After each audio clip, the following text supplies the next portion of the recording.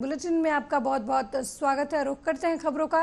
लद्दाख के कारगिल में कांग्रेस सांसद राहुल गांधी ने लोगों से बातचीत की। इस दौरान राहुल गांधी ने कहा कि भारत जोड़ो यात्रा लद्दाख गए बिना अधूरी थी। साथ ही उन्होंने कांग्रेस मध्य प्रदेश, राजस्थान, छत्तीसगढ़ और तेलंगाना में होने वाले विधानसभा चुनाव के बारे में बातचीत करते हुए कहा कि कांग्रेस यहां जीत दर्ज करेगी। पैदल तो खैर अभी नहीं चले हैं और शायद रजनी जी शायद आपको प्रोग्राम बनाना चाहिए कि हम लद्दाख में भी थोड़ा सा पैदल चलें, क्योंकि लद्दाख को पीछे नहीं छोड़ना चाहिए। मगर मैंने सोचा कि मोटरसाइकिल से मैं आपके इस प्यारे लद्दाख में दौरा करूं। तो हम पैंगोंग गए, ले, नुब्रा वैली, अब कारगिल, और बहुत सारे लोगों से हम मिले। ऐसी बहुत सारी मीटिंग्स की जो आपके दिल में है वो सुना, समझने की कोशिश की। एक तो सबसे बड़ा मुद्दा है लद्दाख में, हर रीजन में, जो आपके रिप्रेजेंटेशन का मुद्दा है। जो लोकतंत्र में आपकी जो आवाज होनी चाहिए, निर्णय ब्यूरोक्रेसी ले रही है, लद्दाख की जनता नहीं ले रही है। तो ये मुद्दा शायद सबसे बड़ा है। दूसरा मुद्दा, युवा कहते हैं कि बेरोजगारी बढ़ती जा रही है। शायद यहां भी वही मुद्दा होगा। को एक चीज तो समझनी है, दिल्ली में हमारी सरकार नहीं है और लद्दाख में भी हम एडमिनिस्ट्रेशन को नहीं चलाते हैं। तो ये तो आपको एक्सेप्ट करना पड़ेगा। तो हम आपके लिए आज क्या कर सकते हैं? जो आपने बोला, पार्लियामेंट में आपका जो अनएम्प्लॉयमेंट का मुद्दा है उसको हम पार्लियामेंट में आपके लिए उठा सकते हैं, कोई प्रॉब्लम नहीं। ठीक है। और ये मैंने लद्दाख में हर रीजन में सवाल पूछा कि हम आपके लिए, आपकी मुश्किल क्या है और हम आपकी मुश्किल को पार्लियामेंट में कैसे उठाएं। तो खुशी से मैं, जो आपकी यहाँ की लोकल इश्यूज हैं, अनएम्प्लॉयमेंट की इशू है, खुशी से मैं पार्लियामेंट में उसको रेज कर सकता हूँ। मैं रेज कर सकता हूँ, हमारे दूसरे एमपीज भी रेज कर सकते हैं। तो पूरे देश का अटेंशन आपकी ओर आएगा और उनको भी पता लगेगा कि हिंदुस्तान में लद्दाख नाम की एक जगह है। वो तो आसानी से कर सकता हूँ, कर दूंगा।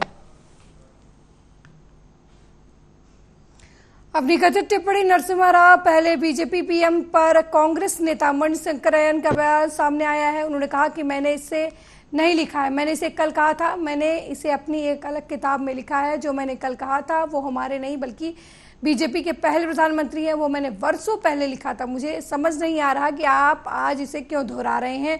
मैंने जो कहा मैं उस पर अडिग हूं। मैंने अभी अंग्रेजी में आपसे कहा कि इसके बारे में इस किताब में नहीं लिखा है। वो तो कल देखिए, सुनो तो मैं बताऊंगा आपको। ये मैंने अपने दूसरे किताब में लिखा है। और ये जो बात मैंने की कल, कि चंद शब्दों में मैंने कहा कि वो हमारे नहीं, भाजपा के पहले प्रधानमंत्री थे, ये तो मैंने अरसों पहले लिखा है। और आज आप इसको दोहरा रहे हैं, मेरे समझ में नहीं आता है क्यों। क्योंकि जो मैंने कहा मैं उस पर सुदृढ़ हूं। मैंने अभी अंग्रेजी में आपसे कहा कि इसके बारे में। मणिपुर के सीएम एन बीरेन सिंह राहुल गांधी पर जमकर हमला बोला। उन्होंने कहा कि लद्दाख में रहते हुए राहुल गांधी को मणिपुर के बारे में कैसे ख्याल आ गया। अगर आप लद्दाख जा रहे हैं तो लद्दाख की बात करें। आज मणिपुर में जो कुछ हो रहा है वो सब कांग्रेस के द्वारा किया गया है। मानव जीवन पर राजनीति नहीं की जानी चाहिए। राजस्थान में कांग्रेस राज में क्या क्या हो रहा है, पश्चिम बंगाल और दिल्ली में क्या हो रहा है। राहुल जी ने लद्दाख से मणिपुर कैसे याद आ गया? वो लद्दाख में जा रहा है तो लद्दाख का बात करो। मणिपुर किसने अटैक किया है? मणिपुर में जो अभी हो रहा है वो तो कांग्रेस ने क्रिएट किया हुआ है सब। तो खेल नहीं है पॉलिटिक्स। ह्यूमन लाइफ में पॉलिटिक्स नहीं करना है। राहुल जी को हम इतना ही बोलना चाहता हूँ, लद्दाख का बात करो। मणिपुर बार बार बोलते रहे कि उसका कांग्रेस का शासन, ये इसमें क्या हो रहा है, राजस्थान में क्या हो रहा है, उसका अलायंस कलकत्ता में, बंगाल में क्या हो रहा है, और रिसेंटली उसके अलावा दिल्ली में क्या हो रहा है उसको सब देख के बात करना चाहिए ना। नहीं देखो यूसु, ये गृह मंत्री जी जो है ऐसा ही गृह मंत्री भारत में और मणिपुर के लिए तो पहली बार हम लोग ऐसा ही लीडर मिला है। तो all the time we take his advice. और मतलब मणिपुर में अभी जो सुधारा है उसकी भाषण के बाद पार्लियामेंट में पीएम मोदी जी और अमित शाह जी का जो भाषण सुनने के बाद में अभी मणिपुर में शांति आ गया है। तो इसी की वजह से शांति और आने के लिए और रिहेबिलिटेशन जो डिस्प्लेस पर्सन जो है उसको सेटलमेंट करने के लिए हम रूटीन वर्क है, हम गृह मंत्री जी से एडवाइस लेना है। And law and order situation is improving. Thank you. वहीं कांग्रेस नेता सचिन पायलट अजमेर पहुंचे, जहां लोगों की भीड़ देखकर कांग्रेस नेता ने कहा कि यहां की ऊर्जा को देखते हुए मैं ये कह सकता हूं कि कांग्रेस राजस्थान में सरकार दोहराएगी। जनता बीजेपी पर भरोसा करने को तैयार नहीं है, ना नीति है और ना ही बीजेपी की नीयत है।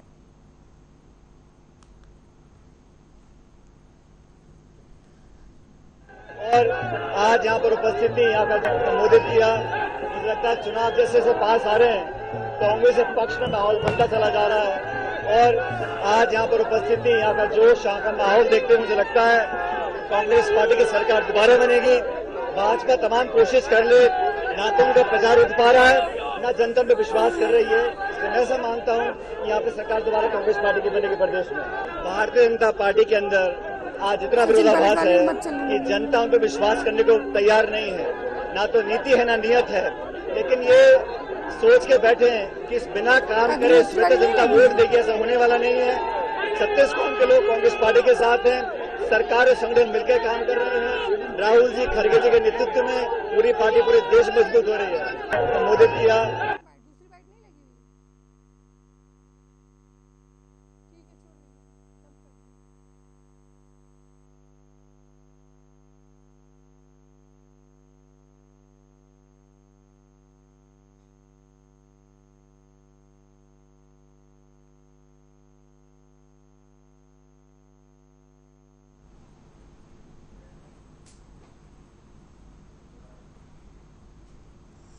विंध्याचल धाम में पहुंची हिमाचल प्रदेश के राज्यपाल ने विंध्यवासिनी मां के दरबार में पूजन अर्चन किया। वहीं पत्रकारों से बात करते हुए उन्होंने चंद्रयान की सफलता के लिए इसरो के वैज्ञानिकों, 140 करोड़ जनता, प्रधानमंत्री मोदी और अभियान की सफलता देखने वालों को बधाई दी।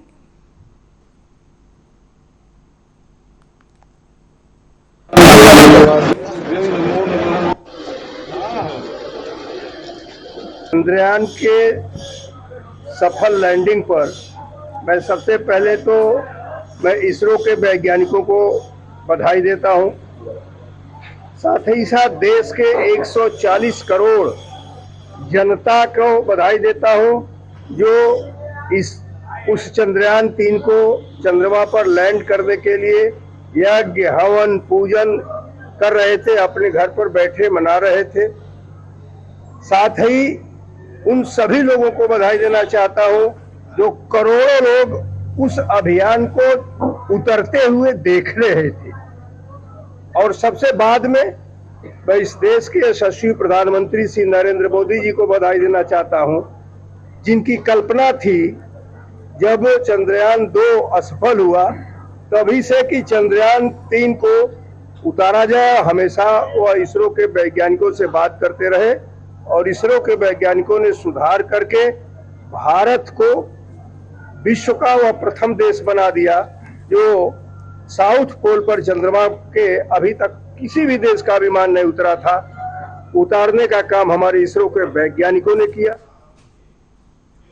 रायबरेली में एक प्राथमिक विद्यालय में कार धुलाई सेंटर बनाकर छात्रों से काम कराया जा रहा है, जिसका वीडियो भी काफी तेजी से वायरल हो रहा है, जिसमें साफ तौर पर देखा जा सकता है कि छात्र प्रधानाध्यापिका की गाड़ी धुलते नजर आ रहे हैं। इस वीडियो में 3 से 4 बच्चे प्रधानाचार्य की कार को धुलते हुए नजर आ रहे हैं।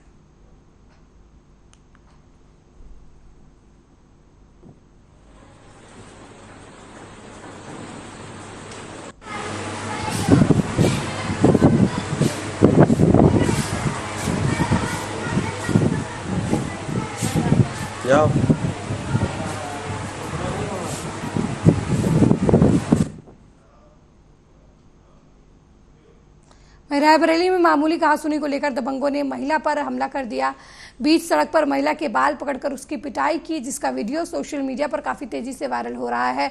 वहीं अब तक आरोपियों के खिलाफ कोई कार्रवाई न होने से नाराज पीड़ित महिला ने पुलिस अधीक्षक कार्यालय पहुंचकर न्याय की गुहार लगाई है।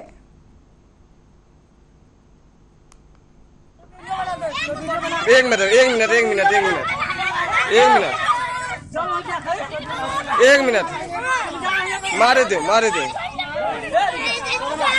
मारे दे एक मिनट रुक जाओ। हमका मारा पीटा था, गाली छेड़ा था मैडम है। घर पे हमका गुड़िया ले बहुत ठरा मारी। कौन मारी? संदीप राहुल मारी। एक ही कही FIR दर्ज की क्या? हाँ, डलमो थाने में किया है और चौकी में किया है, कोई सुनवाई नहीं, पैसा भर दिया और हमारी कोई सुनवाई नहीं ना। आज दिन हमको हमें बच्चे का हरकत गली कौन लोग हैं? राहुल और संदीप। क्या मारा आपको? गाली देते हैं। कौन गाली देते हैं? संदीप राहुल संध्या सवेरे बहुत गाली देते रहे, हमसे बर्दाश्त नहीं हुआ, हम बोले हैं तो हमका ठर्रा के मारी है। हमका मारा पीटा था।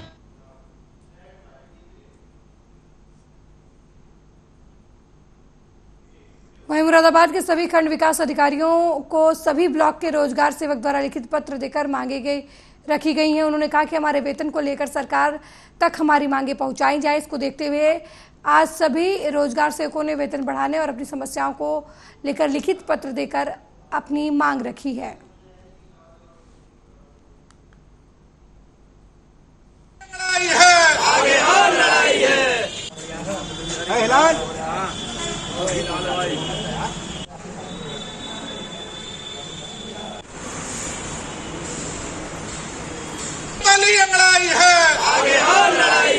ग्राम बाजार सेवक संघ संघर्ष समिति उत्तर प्रदेश के आह्वान पर आज उत्तर प्रदेश में 24 तारीख को एक वीडियो छाप के माध्यम से मुख्यमंत्री जी को 8 सूत्रीय ज्ञापन दिया गया है, जिसमें 4 अक्टूबर 2021 को मुख्यमंत्री जी ने हमारी आचार पॉलिसी अन्य काम जोड़ने की जो घोषणा की थी अभी तक शासन के द्वारा लागू नहीं की गई है। इसके लिए सभी रोजगार सेवकों ने वीडियो छाप के माध्यम से ग्राम से मुख्यमंत्री जी ज्ञापन दिया गया है। हमारे भारत में 4 राज्यों में रोजगार सेवक नियमित हो गए हैं। उसकी समस्या को लेकर भी हम लोगों ने फिर मुख्यमंत्री 8 सूत्री हमारी ज्ञापन है, सारी समस्या उसके अंदर है। रोजगार सेवक द्वारा आज मुझे 8 सूत्री ज्ञापन प्राप्त हुआ है, जिसके संदर्भ में मैं ये कहना चाहूँगा कि रोजगार सेवकों द्वारा बहुत मनरेगा का जो कि सबसे महत्वपूर्ण कार्य किया जाता है निश्चित रूप से, और ग्रामीण अंचल में वो रोजगार उपलब्ध भी करा रहा है। ऐसे व्यक्तियों को रोजगार उपलब्ध करा रहा है जो व्यक्ति बाहर जाके रोजगार नहीं ले पा रहा, उसको मनरेगा मजदूर के रूप में रोजगार उपलब्ध करा रहा है। तो कहीं ना कहीं वो एक समाज के प्रति अपनी बहुत बड़ी जिम्मेदारी निभा रहा है, जिसके क्रम में उनके द्वारा दी गई 8 सूत्री मांग मुझे न्यायोचित लगती है।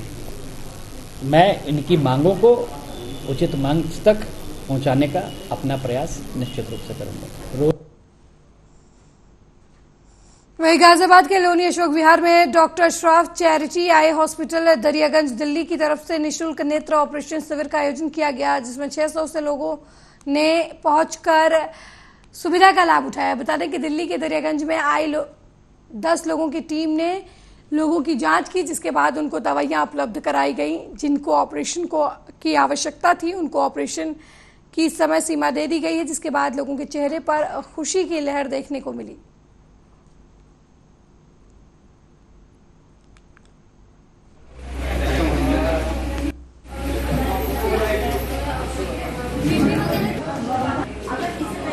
देखिए, ये जो अस्पताल है डॉक्टर श्रॉफ आई चैरिटेबल हॉस्पिटल, इनकी मदद से मास्टर आबिद अली द्वारा यहाँ एक कैंप का आयोजन किया गया है, जिसमें मोतियाबिंद और आंखों के तमाम तरीके की कम दिखाई देना और निःशुल्क यहाँ कैंप लगाया गया है। जो असक्षम लोग हैं, जो बड़े अस्पताल में दिखाने में असक्षम है, अपना इलाज नहीं करा सकते, जो गरीब लोग हैं, उनके लिए यहाँ सुविधा उत्पन्न की गई है। इसमें यह है कि जितने हमारी कॉलोनी जो है, ये लोनी जो है, सारे गरीब लोग इसमें निवास करते हैं। गरीब लोग हैं जो नए हॉस्पिटल में जा नहीं पाते हैं, उन्हें समस्या होती है, उनके लिए यहाँ पे फ्री ऑफ कॉस्ट जो है चैरिटेबल डॉक्टर श्रॉफ हॉस्पिटल के नाम से दरियागंज में हॉस्पिटल है, उनकी चैरिटेबल है, उनके अनुसार यहाँ पे कैंप लगाया गया है जिसमें निःशुल्क मोतियाबिंद का ऑपरेशन होगा, नेत्रों की जांच होगी, आना जाना सब फ्री है। हाँ सही है। किसी को किसी समस्या के से संबंधित आंखों की समस्या है वो आके यहाँ पे अपनी जांच करा सकता है। ये फिलहाल तो आज 24 तारीख के लिए लगा हुआ है, आगे जैसी स्थिति बनेगी उसके अनुसार उसे लगा दिया जाएगा। कितने लोगों की टीम है ये टीम जो है यहाँ पे 12 लोगों की टीम है। इसमें यह है कि जितने हमारी कॉलोनी जो है रायबरेली में खराब रास्ते को लेकर लोगों का एक हुजूम सड़कों पर उतर आया और जिला प्रशासन के ऊपर आरोप लगाए। कई बार जिला प्रशासन का विरोध करने के बाद भी रोड का निर्माण नहीं कराया जा सका। बता दें कि पूरा मामला सरेनी ब्लॉक के भोजपुर का बताया जा रहा है।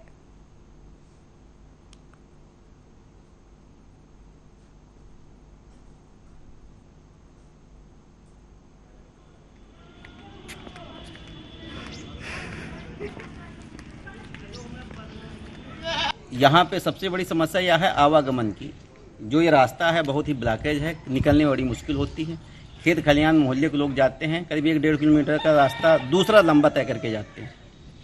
कभी आते हैं बच्चे आते हैं इधर गिर जाते हैं, चोटिल हो जाते हैं। और सबसे बड़ी समस्या क्या है कि यहाँ पानी का निकास नहीं है, आने जाने का निकास नहीं। यहाँ मलेरिया के मच्छर तमाम तरह की बीमारियाँ जो उत्पन्न होती हैं। तो प्रशासन से यही निवेदन है कि कम से कम ये रास्ता क्लियर किया जाए, आवागमन की सुविधा। कितने साल से रास्ता खराब है? अरे करीब 1.5 साल 2 साल हो गए हैं। इसकी शिकायत कहीं की? हाँ शिकायत तो काफ़ी की गई है मगर कोई अभी तक सुनवाई नहीं हुई। वह बिजनौर में रेलवे ट्रैक को पार करते समय एक व्यक्ति ट्रेन की चपेट में आ गया जिससे उसकी मौके पर ही दर्दनाक मौत हो गई। हालांकि पुलिस ने शव का पंचनामा भरकर पोस्टमार्टम के लिए भेज दिया है।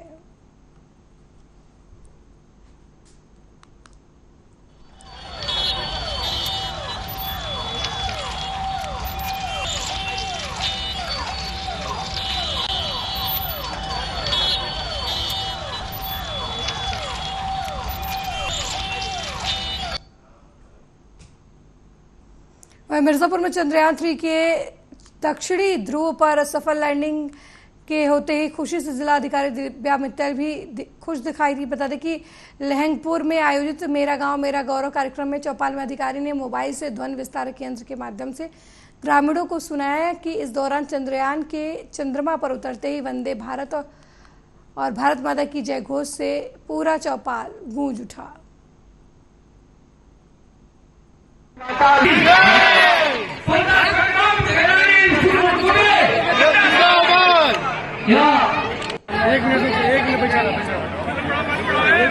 बहुत ही अच्छा लग रहा है मुझे। सभी भारतवासियों को, सभी जनपदवासियों को बहुत बहुत बधाई। अभी हम गांव लहंगपुर में आए और आते ही यहाँ पे अभी चंद्रयान हमारा जो है सफलतापूर्वक चंद्रमा पे लैंड कर गया। बहुत भारी संख्या में ग्रामीणों ने भी हमारे साथ इस पल का, ऐतिहासिक पल के ये लोग सब साक्षी बने और बहुत मुझे प्रसन्नता है कि इतना बड़ा मील का पत्थर आज हमारे देश ने प्राप्त किया। आप सभी को भी बहुत बहुत बधाई हो। आज मैडम आप मेरा गांव मेरा कहाँ गई थी और क्या उसका? देखिए अभी ये मेरा चौथा गांव है और आज गांव लालगंज ब्लॉक में मैं पाकिस्तान के रावलपिंडी में सिख परिवारों को धमकियां मिलने पर जत्थेदार तख्त श्री दमदमा साहिब का बड़ा बयान सामने आया है। जत्थेदार ने बताया कि सिखों को धमकियों भरे पत्र मिल रहे हैं जिनमें उनको पाकिस्तान छोड़ने या मुसलमान बनने के लिए धमकियां दी जा रही हैं। दार दे विच वजीराबाद दे विच अज तो 30-35 साल पहला अफगानिस्तान दे विच काबल दे विच कंधार दे विच वजीराबाद दे विच कोई 1.5 लाख सिख जिहड़ा है वो वास करदा सी। ये अफगानिस्तान दे इतिहासक गुरुद्वारिਆਂ ਦੀ सेवा संभाल हुंदी सी। उत्थे माहौल खराब होया, सिखां दी टारगेट किलिंग की गई। बहुत सारे सिख जिहड़े है वो अफगानिस्तान दे विचों निकलने शुरू होए ते अज उत्थे 5-7 परिवार बाकी रह गए। फिर पाकिस्तान दे केपी दे विच सिखां दा कतल जिहड़ा है करन दा सिलसिला शुरू होया। सिख पेशावर तो या केपी दे इलाके तो पाकिस्तानी पंजाब दे विच आके वसने शुरू होए। पंजा साहब दे विच आके वसे, ननकाना साहब दे विच आके वसे, लाहौर दे विच आके वसे ते सिखां ने अपने कारोबार स्थापित किए। कि हुण 2-3 दिन पहला फिर रावलपिंडी दे अंदर पंजा साहब दे अंदर सिखां नूं धमकियां भरे पत्थर जिहड़े है वो मिले ने। ਜਿਹਦੇ ਵਿੱਚ ਉਹਨਾਂ ਨੂੰ ਕਿਹਾ ਕਿ ਜਾਂ ਤਾਂ ਤੁਸੀਂ ਮੁਸਲਮਾਨ ਬਣ ਜਾਓ ਤੇ ਜਾਂ ਤੁਸੀਂ ਫਿਰ इस पाकिस्तान को छड़ के। मेरे साथ इस बुलेटिन में फिलहाल इतना ही। देश दुनिया की तमाम खबरों को देखने के लिए देखते रहिए आर्या न्यूज़। नमस्कार।